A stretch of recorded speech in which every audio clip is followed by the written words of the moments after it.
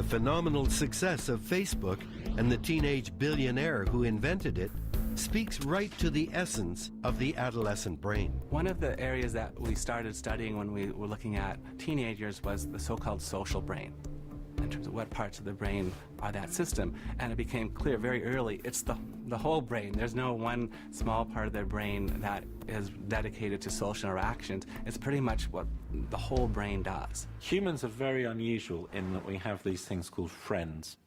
You really don't see friends in other animals, not in the same way. And yet humans have this obsession, and it really happens in a big way in the teenage years.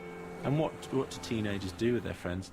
They just talk to them, and they seem to be driven to do that. It's a very strong force. Just put up your hands. Who's got under 50 friends on Facebook? Who has fewer than 100 friends? Who has fewer than 500 friends? Okay, who's got between more than 500? Most of you. Okay. To be instantly and constantly in touch with 500 people called friends is at once incomprehensible to those over 30 and taken for granted by those under 25. This is human social evolution unfolding before our eyes under teenage leadership. Anyone who doubts its world-changing potential need only reflect on how the methods used to create the hilarious flash mobs of the last decade have matured into powerful organizing tools that played a role in the election of Barack Obama and, more recently, the upheavals of the Arab Spring. They're an unprecedented force for change. Exciting for humanity's future? Perhaps. But to parents, just one more source of anxiety. You know, oh, my friend just broke up with her boyfriend, so I have to go console her, and all of a sudden they're consoling each other on Facebook in front of 1,000 people. With the internet rapidly becoming universally available and its dopamine charge irresistible, parents might be forgiven for believing that they have lost the battle, become irrelevant, helpless before peers and sinister online forces. Not so, say the scientists. On the contrary. Now, one of the important things that we actually know about parenting in adolescence, and which makes sense from what we currently know about the brain and its development, is the fundamental importance of parental involvement through the teenage years.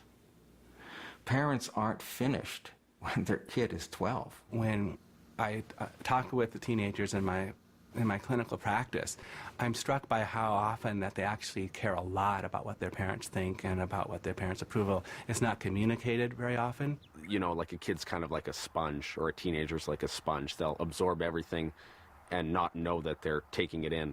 And it could be very slowly that they start to realize, wow, I actually learned all these things from my parents, and I'm only now realizing it, which is the case with me. Raising teenagers has never been easy, and that's not likely to change.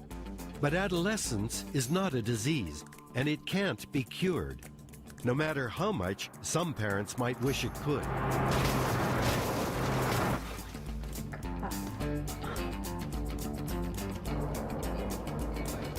Oh my gosh. I've never put myself in a more dangerous situation in my life. Studying the teenage brain will continue to expand our insights into its fascinating mechanisms.